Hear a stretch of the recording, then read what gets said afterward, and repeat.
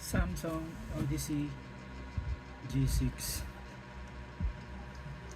is 32BG65-2EE, made in Vietnam. So guys, this is the unboxing of the Odyssey G65. Odyssey G6 curved 32 inch. So okay, we have it. This is the right cover.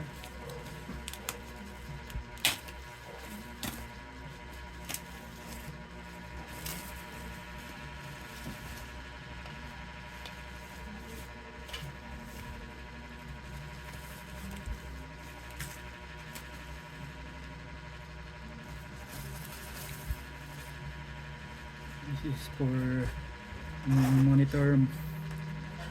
If you want to mount the monitor, this probably I gonna be make to wall mount. This the stand. I don't need this because we have the monitor arm. This the stand, so I don't need to open this because I will not need it. So we have here the power cable.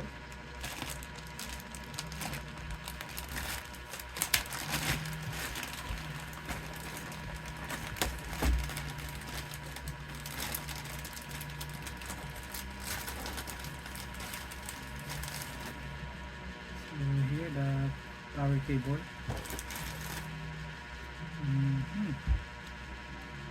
No, this is not HDMI cable. And here we have the PC connector. We have the remote and no HDMI port. See? No HDMI. And here at the middle of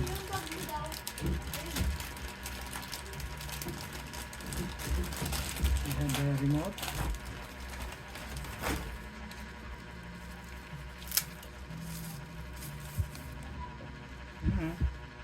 Nice. And here we have the power cable adapter.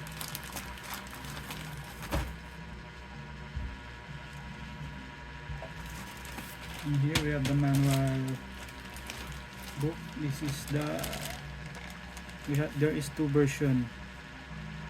This is my version is 32 BG65. Okay.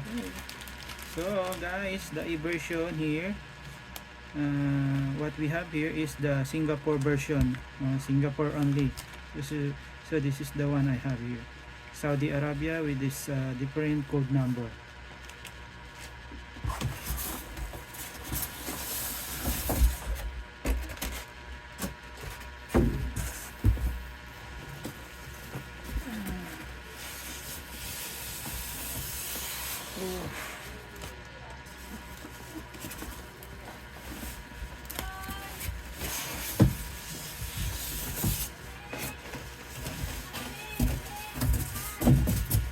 Okay.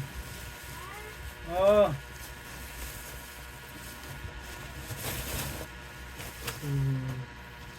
Here we are again. Wow, it's so nice. 32 inch BE panel with 1000 curvature.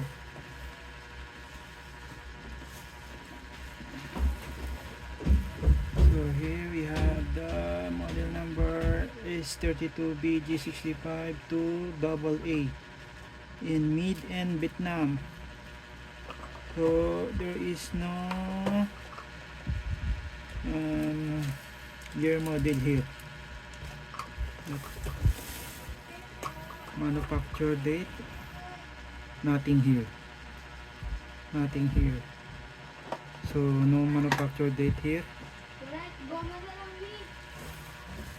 No manufacture date.